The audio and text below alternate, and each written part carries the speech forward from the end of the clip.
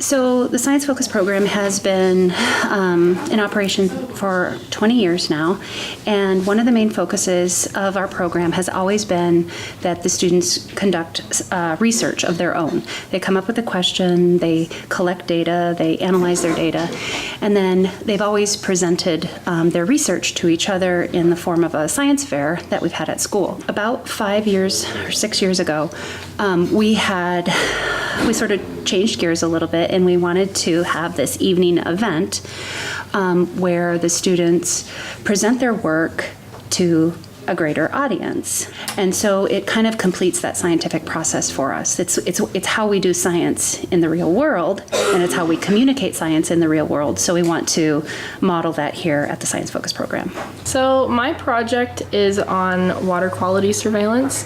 So what I did was I chose 8 different water bodies in and around Lincoln, and over a period of about 3 months, I went to all of the water bodies and took water samples, did a bunch of tests on them, and all of those tests helped me determine the water quality of the water body, and then that is a huge indicator for the health of that area. I essentially started wanting to build a magnetic levitating train. My first semester of my senior year, I was kind of struggling with where to go because I was just using permanent magnets, and I was essentially just trying to make it levitate first, and then after it I wanted to try to propel it, and that wasn't quite working out. And then Emily, our science teacher, paired me up with Ryan.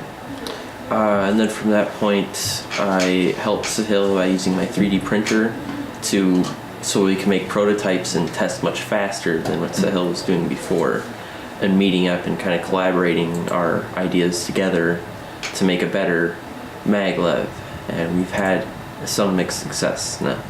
We want to bridge to the next step of their scientific understanding. Is not just collecting data and then turning in a table. We want them to be able to look at patterns, look at trends, calculate some statistics in some cases.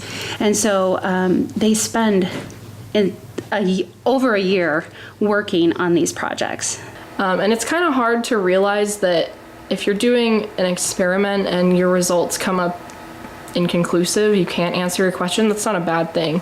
It doesn't mean my data was bad. I collected it well, I had good methodology, I controlled all the variables I could, but it just wasn't structured in a way it needed to answer that question. So it's kind of hard to accept that my question wasn't answered, but that doesn't mean my project failed. We've learned a lot of problem-solving skills. I mean, we've had to learn how to move past mistakes. We've had a lot of failed attempts, which we're hoping to show off at our senior research night, because, oh man, we've changed our whole entire lookout on how we're doing our project at least 5 times. Yeah, it's completely turned around. So it pretty much taught us that failure is essential. Mm-hmm. Especially for engineering. Yeah, especially engineering, of all things. One of the problems I ran into was the fact that a lot of my test sites were outside of Lincoln.